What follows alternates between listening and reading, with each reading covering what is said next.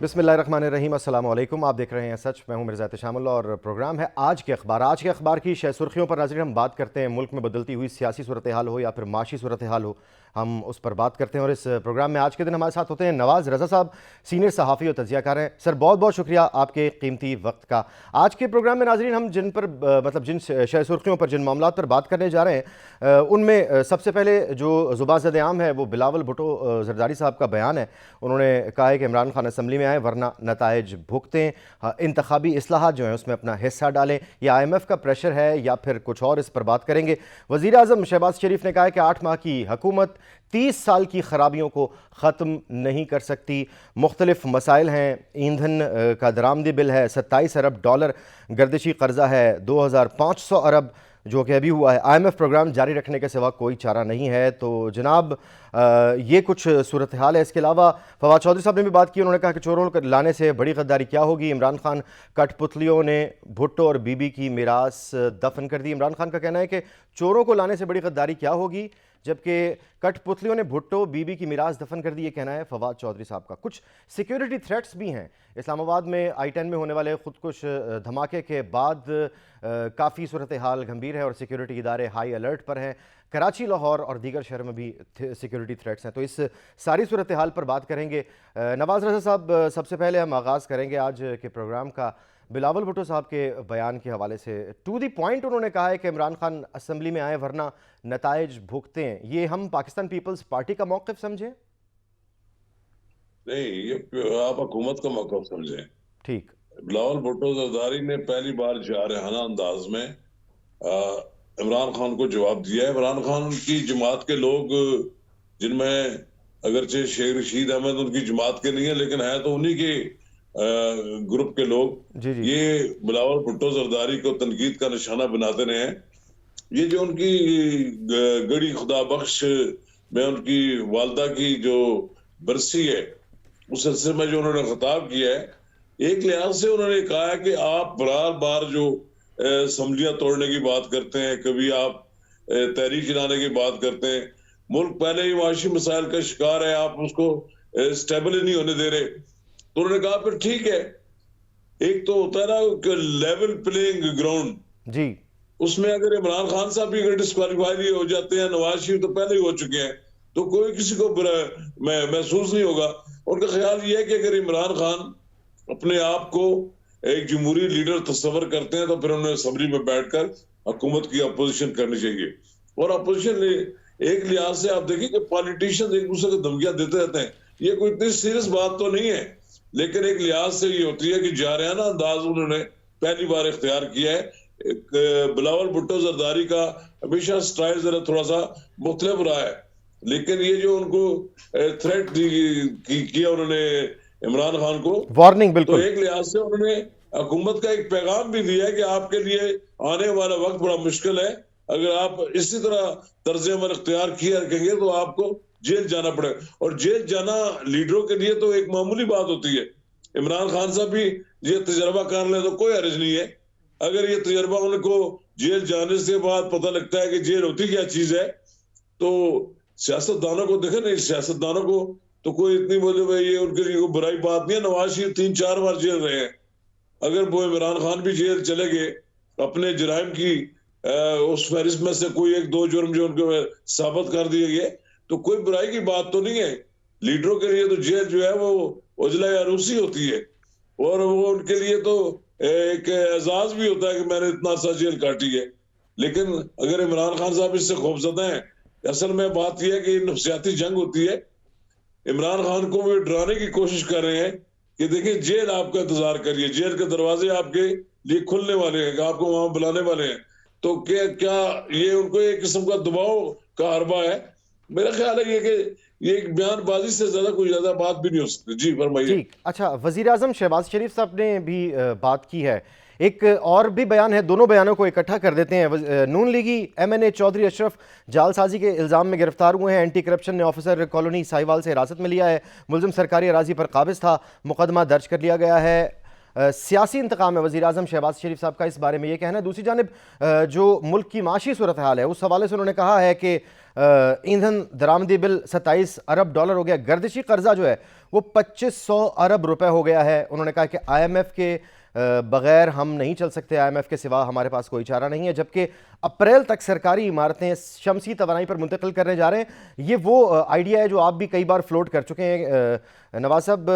जो शमसी तवानाई है और इलेक्ट्रिक व्हीकल पॉलिसी है, इस पर काफ़ी सख्ती से अमल दरामद करने की ज़रूरत है। बहरहाल ओवरऑल वज़ीर आज़म शहबाज शरीफ साहब ने जो बात की है, इसे आप किस तनाजुर में देखते हैं? देखिए, एक तो शहबाज शरीफ साहब ने, मैं जानता हूँ ये जो कौमी असम्बली का रुकन है चौधरी अशरफ साहब, जिनको उन्होंने गिरफ्तार किया है, उनको आज मालूम हुआ है कि ये उनके खिलाफ कोई जालसाजी थी। असल में ये एक, चूंकि अब नैब इमरान खान साहब के अंडर तो नहीं है, अब नैब के लिए तो वो किसी को गिरफ्तार कर नहीं सकते। एंटी करप्शन ये पंजाब की यकीनन ये एक सियासी केस है। एक वो कहते हैं कि ना तो उनके नाम की जगह है, कहते हैं किसी के नाम की हुई है और कब्जा किया हुआ है। और देखिए ना, केस बनाना तो बड़ा आसान होता है, एक दबाव का अरबा होता है कि पॉलिटिशियंस को इस तरह के दबाव के तहत उनको वफादारियां तब्दील करने पर मजबूर किया जाता है। इसके साथ इससे ज्यादा कुछ नहीं है। तो आप देखेंगे कल उनकी जमानत हो जाएगी, वो रिहा हो जाएंगे। लेकिन ये लगता है कि उनकी कोई बात उनको पसंद नहीं आई गवर्नमेंट ऑफ पंजाब को या इमरान खान को, तो उन्होंने कहा कि चौधरी अशरफ साहब के साथ भी थोड़ा सा इस तरह से सलूक कर लिया जाए। तो बाकी दूसरी बात यह है जो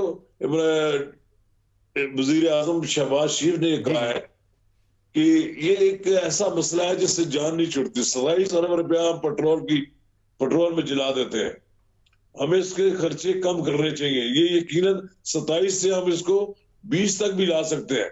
27 अरब डॉलर सर, तो हमारा जो डेफिसिट है वो काबू हो सकता है, कंट्रोल हो सकता है। और दूसरी बात यह है कि जो सोलर सिस्टम है, मैं कहता हूं जो भी पाकिस्तान में नया घर बने, एक कानून बना दिया जाए कि वो सोलर सिस्टम पे चले जाए। लोग अब लोगों को अफोर्ड नहीं कर सकते कि महंगी बिजली का इस्तेमाल हमें कम से कम करना पड़ेगा। यकीनन अगर हम सोलर सिस्टम पे चले जाते हैं तो आप देखें हमारी कौमी असम्बली की इमारत जो है वो चीन का दिया हुआ तोहफा है वहां पर, और वो सोलर सिस्टम पर चल रही है। हमारा करोड़ों रुपए का वहां का खर्चा जो है वो साल का बच रहा है। इसी तरह सरकारी इदारों में। और फिर देखें बिजली चोरी जो है ना, सबसे बड़ा मसला है। अभी 700 अरब रुपए की कहते हैं बिजली चोरी हो जाती है, इसका भी तो कोई इलाज नहीं है।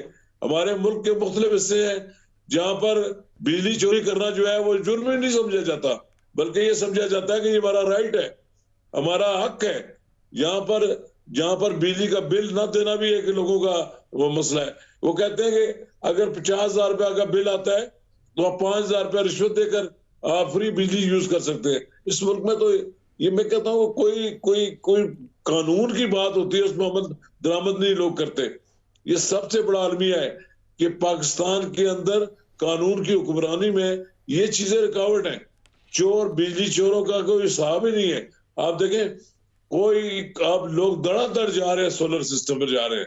और मेरा ख्याल ये है कि ये सिस्टम अगर राइज हो जाएगा तो पाकिस्तान में बिजली की पैदावार भी बढ़ सकती है, हम एक्सपोर्ट भी कर सकते हैं, हमारे पास कोयले की भी ज़खायर है। नवाज रजा साहब, जो इम्प्लीमेंटेशन है, बिल्ली के गले में घंटी बांधने वाली बात है, तो घंटी बांधेगा कौन, इस पर बात करेंगे, लेकिन इस ब्रेक के बाद साथ रहिएगा। वेलकम बैक प्रोग्राम में एक बार फिर से खुश आमदीद। नवाज रजा साहब, बात कर रहे थे हम लॉ एंड ऑर्डर की जो हमारी सूरत हाल है और जो यहाँ पर पॉलिसी की इम्प्लीमेंटेशन की सूरत हाल है वो काफ़ी ख़राब है। बहरहाल कितना टाइम लग सकता है अगर हम बिजली से शमसी तवानाई और इलेक्ट्रिक व्हीकल पर चले जाएं, तो ये तो काफ़ी टाइम लगेगा। इस दौरान जो कुछ करना होगा उसके लिए कोई पॉलिसी साजी की ज़रूरत होगी या फिर वही लॉ एंड ऑर्डर की इम्प्लीमेंटेशन का मसला होगा? देखिए, टैक्स फ्री कर दें जो इंपोर्ट की जाती है, ये सोलर सिस्टम के लिए जो प्लेटें बाहर से मंगवाई जाती हैं, जी, इन पे टैक्स बरानाम कर दें। ठीक। और लोगों को इंसेंटिव दें कि आप ये सोलर सिस्टम पे चले जाएं, उसके लिए कर्जे दिए जाएं, इसके लिए भी दूसरी और भी इंसेंटिव दिए जाएं। तो मेरा ख्याल ये है कि ये आप दिनों में हो जाएगा, ये सालों में नहीं होगा। हुकूमत ने ऐलान तो किया था नवाज साहब, साल के अंदर बड़े बड़े शहर, बड़े बड़े देहात देहात में तो होना चाहिए, क्योंकि देहात में तो बहुत जगह बिजली की लाइन भी नहीं है। जी हाँ, जी हाँ, जी वहां हाँ। अगर ये सोलर सिस्टम हो जाएगा तो मुझे उम्मीद है कि पाकिस्तान में बहुत बेहतरी आ जाएगी। हालांकि मियां नवाज शरीफ के दौर में बिजली की पैदावार जो है वो रिक्वायरमेंट के मुताबिक कर दी गई थी, लेकिन वो लेकिन महंगी अब बहुत बात पड़ रही यह है थी, बिल्कुल आप कि बजा फरमा हमारे रहे हैं यहाँ सर। बिजली पैदा तो की गई थी, लेकिन वो महंगी इतनी पड़ रही थी कि प्रोडक्शन यहाँ पर नहीं हो पा रही थी, हम नहीं, मार्केट महंगी में तो अब पड़ी कंपेटिटिव है, नहीं रहे पहले थे। महंगी नहीं इतनी थी। देखिए आप, महंगी है 4-5 साल के दौरान जो फ्यूल है उसका रेट बढ़ गया और कुछ दूसरी चीजें हैं जिसकी वजह से बिजली महंगी पड़ रही है, वरना उस वक्त भी आप देखेंगे कि इतनी महंगी नहीं थी जितनी अब महंगी हो गई है। बिल्कुल बिल्कुल। उसकी बुनियादी वजह है कि आप फर्नेस ऑयल मंगवाते हैं, आप एलपीजी ले रहे हैं, एलएनजी ले रहे हैं, आरएलएनजी जो बनती है तो उसके बाद जब ये इस्तेमाल होती है तो उसके भी पैसे होते हैं। ये चीजें जब महंगी हो रही हैं तो उसका असर पड़ता है। मेरा ख्याल ये है, जब हम कर्ज भी लेते हैं, जब हम आईएमएफ के पास आप भीख मांगने जाते हैं, तो फिर वो कहते हैं जब आप पैसे किस तरह वापस करेंगे, वो फिर कहते हैं कि आप ये चीजें जो आपके यहाँ आपने सब्सिडी दी हुई है खत्म करें। वो असल में आईएमएफ का ये तो कानून कहने का असूल ये है कि वो दुनिया भर में जहां भी पैसे देते हैं वो ये तकाजा करते हैं कि आप सब्सिडी खत्म कर दें। श्योरिटी। पाकिस्तान जैसे मुल्क में हुकूमतें अफोर्ड नहीं कर सकती, लोग नाराज होते हैं। ठीक। आप देखें मियां नवाज शरीफ की जो जमात है मुस्लिम लीग नून, वो एक मुल्क की पॉपुलर जमात थी। जो इक़्तिदार संभाला तो उन्होंने जब टैक्सेस लगाने की शुरू किए, जब उन्होंने बिजली और गैस की दूसरी चीजों की, पेट्रोल की कीमतें आईएमएफ की रिक्वायरमेंट के मुताबिक करनी शुरू की तो लोग नाराज हो गए। तो आप देखें ये जो इलेक्शन इमरान खान साहब ने कुछ हल्कों में जीते थे, ये नहीं था कि इमरान खान साहब कोई अब आसमान से उतरे हुए कोई फरिश्ते बन गए थे। उसकी वजह ये थी कि महंगाई की वजह से लोग नाराज हो गए। अब वो इलेक्शन इसलिए नहीं कराना चाहते जल्दी कि इमरान खान साहब दोबारा आ जाए, वो इसलिए देर से कराना चाहते हैं कि उन्होंने जो उनका जो पॉलिटिकल सरमाया है जो उसको नुकसान पहुंचा उसको उसकी मरम्मत कर सकें। सर जो ये चाहते इलेक्शन। हैं कि आइंदा हम चंद महीनों के अंदर हम अपने आप को बेहतर बना लें तो ठीक। फिर लोगों को सहूलियात भी दे सकें। ठीक। आईएमएफ से आप कर्ज लेंगे तब ये मुल्क चलेगा। सर। अब मेरा ख्याल है, अब नजर में तो यही आता है कि आने वाले दिनों में आईएमएफ से जब हम कर्ज लेंगे तो पाकिस्तान डिफॉल्ट होने से बचता रहेगा। ठीक। वरना आप जो जो हमारे यहाँ गैप है जो दरामदात और बरामदात में, डिमांड एंड वो बहुत सप्लाई का। ज्यादा है, इसको कम करने की जरूरत है। बिल्कुल बिल्कुल बिल्कुल सर, जो हमारे ज़र मुबादला के ज़खायर उनको बढ़ाने के लिए हमें कुछ तो करना पड़ेगा। ये आईएमएफ आखिरी चारा ही है हमारे पास। हम पिछले 31 साल के दौरान इस दलदल में फंसते ही चले जा रहे हैं सर। इसके अलावा कोई चारा नहीं है हमारे पास। दुनिया में दीगर ममालिक ने अपनी जान आईएमएफ से छुड़ाई है। जी चारा है ना, हम अपने अखराजात कम कर रहे हैं। सबसे बड़ी तो बात यह है, हम अपने अखराजात कम करें, अपनी दरामदात कम कर लें। हम देखें ना, जो जिस मुल्क की एक बहुत महदूद तादाद में पेट्रोल पाकिस्तान में पैदा होता है, दरियाफ्त हुआ है, हमारे यहाँ कोई इजाफा नहीं हो सका। हमारे यहाँ तवानाई के ज़खायर को दरियाफ्त नहीं हो सके और हम सारा इंसार जो है हमारा गैर मुल्क से पेट्रोल की दरामद, डीजल की दरामद और ये दूसरी चीजें हम सर कोयले के चौथे बड़े ज़खायर हैं पाकिस्तान में। अगर देखें बलूचिस्तान में गैस के इतने ज़खायर हैं हो जाए तो फिर तो हमारी जान छुट सकती है। लेकिन बात यह है कि अगर हम अपने अखराजात कम करने शुरू कर दें, आईएमएफ पर जो है ना हमारा इन्हिसार कम हो जाएगा। कभी ऐसा भी तो हुआ है ना कि हमने आईएमएफ से पैसे नहीं दिए, लेकिन आप देखें 75 साल में इतना कर्जा नहीं लिया गया जितना 4 साल के दौरान इमरान खान की हुकूमत ने ले लिया। 80%, 100 अगर % कर्जा लिया गया तो उसमें से 80% कर्जा इमरान खान साहब की हुकूमत का इस मुल्क को देकर गए। लोगों को नहीं मालूम इस बात का, या आपने अपना हुकूमत 4 साल चलाने के लिए आपने मुल्क को डिफॉल्ट से बचाने के लिए आईएमएफ के पास जाते रहे, दुनिया भर से कर्जे लेते रहे। अब भी एक सूरत यही होती है, कभी हम डेफर पेमेंट पर लेते हैं पेट्रोल, कभी हम दोस्तों मुल्क से कहते हैं कि आप अपने पैसे हमारे बैंकों में रख दें ताकि हमारी इकॉनमी स्टेबल हो। मैं पहले भी ये कह चुका हूं कि हमारे मुल्क के लिए एक मसला है। हमारे इधर शुमाल की तरफ से अफगानिस्तान हमारे साथ एक ऐसा मुल्क है जो चलता हमारे अखराजात से है, लेकिन उनके उनके लोग फिर भी हमारे से नाराज नजर आते हैं। उनको डॉलर अगर ना मिले तो पाकिस्तान के डॉलर यहाँ से खरीद कर ले जाते हैं। ये जब पाकिस्तान को इस तरह की सूरत हाल का सामना होगा तो फिर तो आप देख ले हमारे मसाइल बढ़ते जाएंगे। हमें ये सोचना होगा कि पाकिस्तान का डॉलर अफगानिस्तान में स्मगल होकर न जाए। ठीक। पाकिस्तान का कमाया हुआ डॉलर जो लोग फरोख्त कर रहे हैं वो पाकिस्तान दुश्मनी का सबूत दे रहे हैं। वो पैसे कमाने के लिए तो दे रहे हैं, अपने घरों में उन्होंने डॉलर की जनाब बोरियां भरकर रखी हुई हैं। इन लोगों के खिलाफ तो तलाश करे आप। ये जैसे कि पेशावर में एक बार उन्होंने छापा मारा, ये जो हुंडी का कारोबार करते हैं इनके पास पैसा है, ये नॉन लोग हैं। शहर पूरे पाकिस्तान में पता है कि हुंडी का कारोबार करने वाले कौन पैसा लोग हैं। सबसे बड़ी ताकत है सर, और इससे बहुत से मामला कर दिए जाते हैं। आप इनको जेलों में डालें तो ये FIA सारा वाकई अपना सरमाया बाहर लेकर आ जाएंगे। पाकिस्तान को इस वक्त डॉलर की जरूरत है। बिल्कुल ये बिल्कुल। जो डॉलर कंट्रोल नहीं हो रहा उसकी बुनियादी वजह ये है कि पाकिस्तान के अंदर से डॉलर बाहर जा रहा है। ये जो सिलसिला है इसको कंट्रोल करने की जरूरत है। और मेरा ख्याल ये है कि जब हुकूमत को चैन सुकून के साथ काम करने दिया जाएगा तभी होगा। अगर इमरान खान साहब सवाए इनको 1 लाख सुबह उठते हैं तो पूछते हैं कि वो इलेक्शन की डेट तो नहीं कहीं आ गई इलेक्शन कमीशन से, उनको सवाए इसके अलावा कोई और ख्वाब नहीं आता। वो इलेक्शन कमीशन के पीछे लगे रहते हैं या वो इलेक्शन चाहते हैं। उनको इस बात से कोई दिलचस्पी नहीं है कि पाकिस्तान की मीशत किस तरफ जा रही है। पाकिस्तान की मीशत पर एक मायदे की जरूरत है, एक मिसाक की जरूरत है। तमाम सियासी जमातें बैठ जाएं, किसी सूरत में भी एक दूसरे के खिलाफ मईशत पे सियासत ना करें। लेकिन हमारे यहाँ तो मईशत पे भी सियासत होती है, हर चीज पर सियासत करने के लिए लोग तैयार होते हैं। राइट सर, जो IMF की तरफ से शराइत हैं, क्या सियासी इस्तेहकाम और जो इस वक्त हमारे यहाँ सिक्योरिटी थ्रेट्स चल रहे हैं ये भी IMF के साथ जुड़ी हैं चीजें?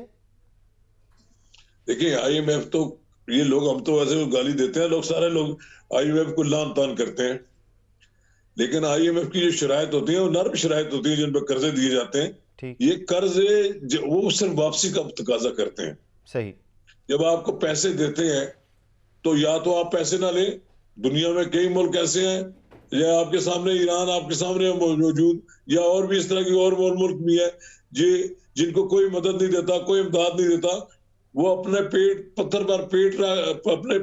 पेट पर पत्थर रखकर वो अपना गुजारा कर लेते हैं। काश के मेरे मुल्क की कौम भी ये कहे कि हम कम से कम अखराजात में कम से कम पैसों से हम अपना वक्त गुजार लेंगे, हम भूख बर्दाश्त कर लेंगे, लेकिन हम बाहर से कर्जा नहीं लेंगे। तो आप देखेंगे आने वाले दिनों में सारा का सारा जो बोझ है वो खत्म हो जाएगा। आप इम्पोर्ट बिल को कम से कम कर लें। 27 अरब रुपए का 27 अरब डॉलर का जो हम पेट्रोल जला देते हैं, क्या इसको कम नहीं कर सकते? हम कर सकते हैं। हमारे यहाँ ये सोचने की अब जरूरत है कि हमें अपने पेट्रोल के अखराजात किस तरह कम कर सकते हैं, और इसी तरह बिजली के भी अखराजात भी जो है उसको किस तरह कम कर सकते हैं। अल्लाह करेगा कि पाकिस्तान की मईशत बेहतरी की तरफ चली जाएगी इंशाल्लाह। लेकिन ये कोई एक दिन की बात नहीं है ना, साल साल की बिगड़ी हुई चीजें वो आप लोग चाहते हैं कि रातों रात ठीक हो जाए, ये तो मुमकिन नहीं है। बिल्कुल मुमकिन तो ऐसे नहीं है, उसमें वक्त तो लगेगा और इसके लिए बाकायदा कानून साजी और कानून पर अमल दरामद बड़ा ज़रूरी होगा। हम बिल्ली के गले में घंटी बांधने की बात कर रहे थे, उस वक्त भी ब्रेक आ गई थी एक बार फिर। ये जो कानून की अमलदारी है सर, इस पर थोड़ा सा और बात करेंगे इस छोटी सी ब्रेक के बाद। प्रोग्राम में एक बार फिर खुशामदीद। नवाज़ साहब, ब्रेक पर जाने से पहले हम वही बात कर रहे थे कि किस तरह से कानून पर अमल दरामद करवाया जाए। इदारे, पाकिस्तान के जितने भी इदारे हैं अब सभी खुलकर सामने आ रहे हैं। देखिए, कानून पे अमलदारी तो बड़ी जरूरत है, बड़ी सख्ती के साथ अमल दरामद होना चाहिए, इसमें कोई रूल रियात भी नहीं होनी चाहिए। लेकिन हर मुल्क के अपने अपने मसाइल होते हैं। आप देखें जिस मुल्क में 4 सूबों में हुकूमतें हैं और 4 सूबों की हुकूमतें वफाक के साथ मिल बैठने के लिए तैयार नहीं है, 2 सूबों के वज़राए आला के वर्किंग रिलेशन भी नहीं है वफाक के साथ। इतनी अफसोसनाक सूरत हाल मैंने पहले कभी नहीं देखी।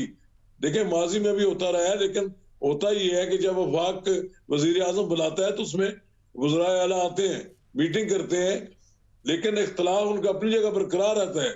लेकिन अब तो ये है कि जैसे लगता है कि वजीर आला पंजाब जो है, कभी वो वजीर आजम का इस्तकबाल करने एयरपोर्ट पर नहीं गए। यही हाल पेशावर के वजीर आला का है, वो भी वजीर आजम के साथ हाथ मिलाने के लिए तैयार नहीं है।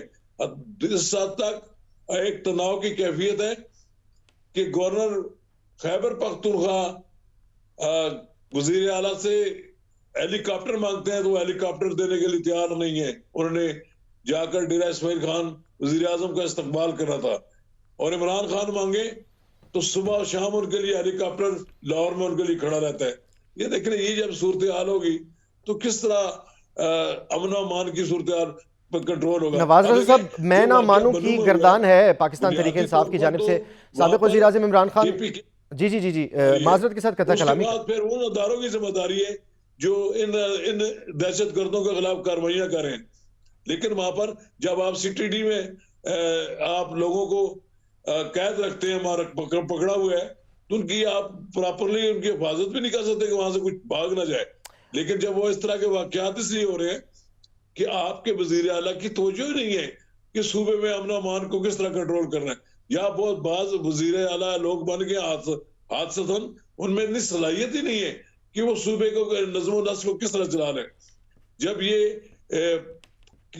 खैबर पख्तूनख्वा में जो वाकयात हो रहे हैं, इसकी जिम्मेदारी बड़ी हद तक सूबाई हुकूमत पर भी है। इसी तरह जो वाकयात बलूचिस्तान में हो रहे हैं, ये भी एक वहां पर एक सिक्योरिटी रिस्क है।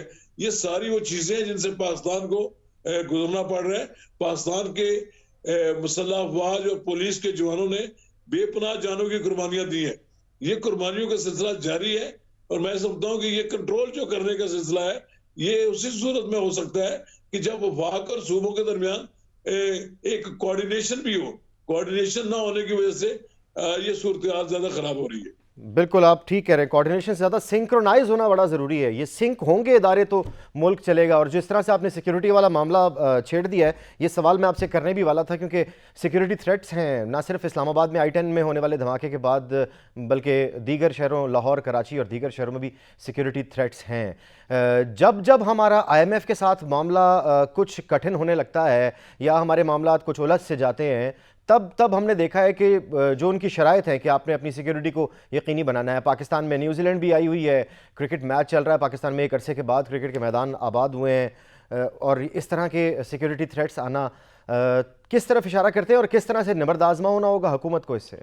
देखिए, ये तो साबित कर दिखाया ना पाकिस्तान ने कि क्रिकेट मैच यहाँ पर होगा, और करके दिखाया। इंग्लैंड की टीम भी आई, दूसरी टीमें भी आई, और अल्लाह ताला के फजल करम से सिक्योरिटी का लेवल जो हमने उनको फराम किया, उससे वो इस हद तक मुतमिन है कि आप दुनिया भर की टीमें पाकिस्तान आने के लिए तैयार हो गई हैं।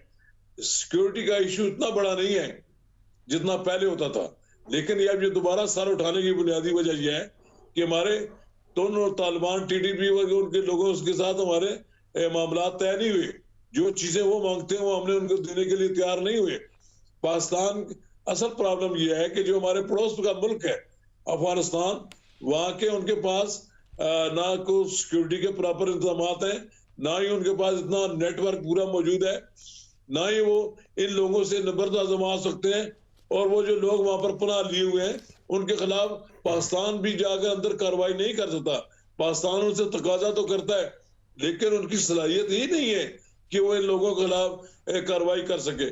इसलिए हमारे पड़ोस में जो हमारे एक दहशत गर्दों का अड्डा बना हुआ है, वो हमारे लिए प्रॉब्लम है।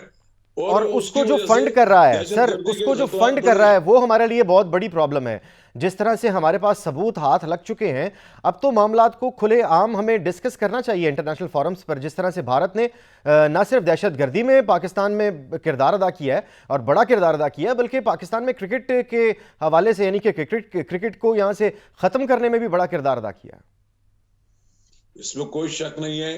भारत की कोशिश थी कि दुनिया भर में पाकिस्तान को एक सिक्योरिटी रिस्क वाला मुल्क करार दे दिया जाए कि यहाँ पर तो हर वक्त अमन अमान का मसला रहता है।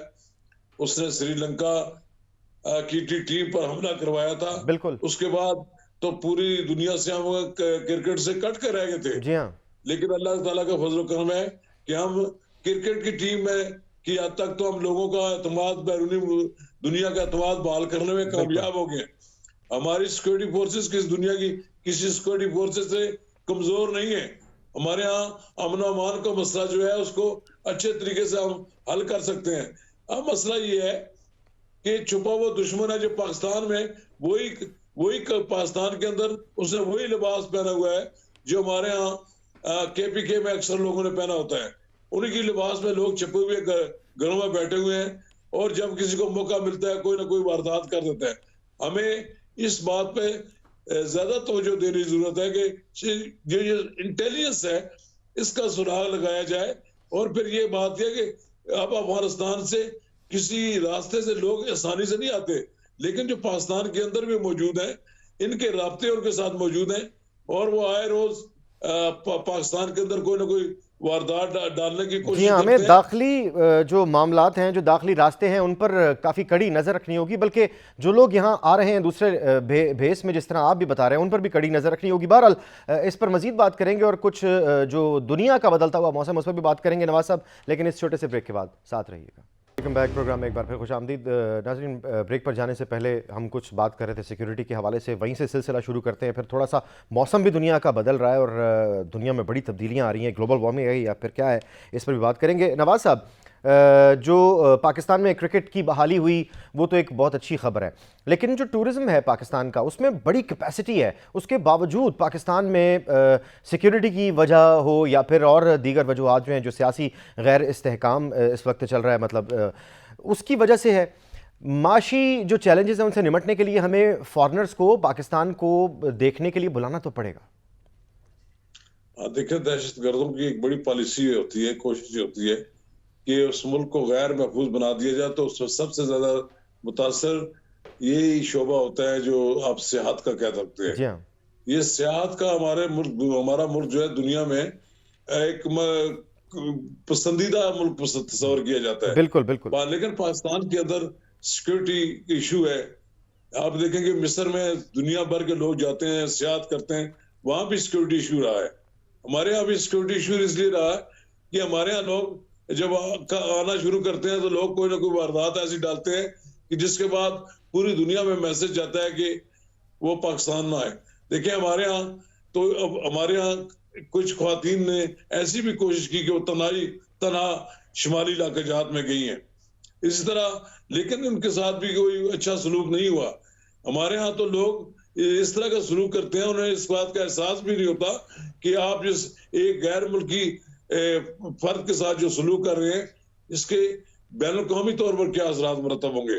कोपैमा आते हैं हमारे पाकिस्तान में, बड़ी खुशी खुशी आते हैं, लेकिन क्या उनकी सिक्योरिटी का जो अरेंजमेंट है उसको मजीद बेहतर होना चाहिए। ये माजी में कुछ शुमाली इलाके जात में वाकयात हुए हैं जिसके मनफी असरात मरतब हुए हैं। लेकिन बहरहाल ये पाकिस्तान को अगर इस मामला में सिक्योरिटी को मजीद बेहतर बना दिया जाए और लोगों को इंसेंटिव दिए जाए तो पाकिस्तान सियाहत के मैदान में बहुत ज्यादा आमदनी हासिल कर सकता है। पाकिस्तान में सियाहत की बड़ी गुंजाइश है, लेकिन मसला ये है कि यहाँ मुख्तलिफ लोग ऐसे आबाद हैं जिनको इस बात का एहसास भी नहीं होता कि वो क्या वारदात कर रहे हैं। उनकी ये जो कार्रवाइयां होती हैं, इकदाम होते हैं, उसके पूरी दुनिया में मनफी असरात मुरतब होते हैं।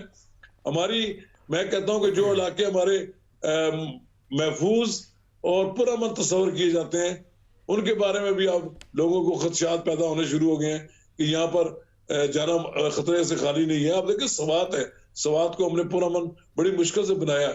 अब फिर वहां पर भी पता लगा है कि बत्ते की पर्चियां आना शुरू हो गई हैं। ये जो बत्ते लेने वाले लोग हैं इनका सुराग भी लगाना चाहिए। लोग इनसे छुपे हुए नहीं है। सिक्योरिटी के इदारों को इनको ना सिर्फ गिरफ्तार करना चाहिए बल्कि कैमरे किरदार तक पहुंचाना चाहिए ताकि ये लोग फिर दोबारा सर ना उठा सकें। राइट, ये बहुत देरीना मसला है, क्योंकि जिस तरह से अफ़गानिस्तान इन्वॉल्व रहा है मुख्तलिफ जंगों में, उसकी वजह से भी पाकिस्तान को काफ़ी कुछ भुगतना पड़ रहा है। बहरहाल कुछ मौसम की सूरत हाल पे बात करते चलते हैं। नवाज रज़ा साहब, दुनिया भर में जो मौसम की अचानक तब्दीली हो रही है, जहां 43 डिग्री सेंटीग्रेड हुआ करता था अमेरिकी कुछ रियासतों में, वहां पर अचानक आधे घंटे के अंदर या कुछ घंटों के अंदर वो 3 डिग्री सेंटीग्रेड हो जाता है या फिर माइनस में चला जाता है। और जिन इलाकों में कभी तपती धूप और सिर्फ रेगिस्तान हुआ करते थे, अब वहाँ पर बर्फ़बारियाँ हो रही हैं। तो ये ग्लोबल वार्मिंग के असरात हैं और इसे कैसे कंट्रोल किया जा सकता है? हम इसमें क्या किरदार अदा कर सकते हैं? देखिए, इस सिलसिले में हम तो किरदार को इतना बड़ा नहीं अदा करते, लेकिन जिन मुल्कों की वजह से हो रहा है और जिन मुल्कों की अपने पैदा करदा मसाइल है, जैसे गरीब और छोटे ममालिक के उससे ज्यादा मुतासर हो रहे हैं। पाकिस्तान दुनिया में भी वो मुल्क है जिसकी ग्लोबल वार्मिंग से मुतासर हो रहा है, और इसकी वजह से आप देखेंगे कि हमारे यहाँ बेमौसमी बारिशें भी हुई हैं, और ऐसा भी हुआ है कि बर्फबारी भी हमारे यहाँ बहुत ज्यादा हुई है और सैलाब भी उससे आए हैं। ये जो आपने बावजूद इसके नवाज रजा साहब कि हमारा सिर्फ इसमें जो हमारा किरदार है वो 0.02% कार्बन की एमिशन हम करते हैं। बहरहाल जनाब, एक छोटी सी ब्रेक, वापस आते हैं, मजीद बात करते हैं।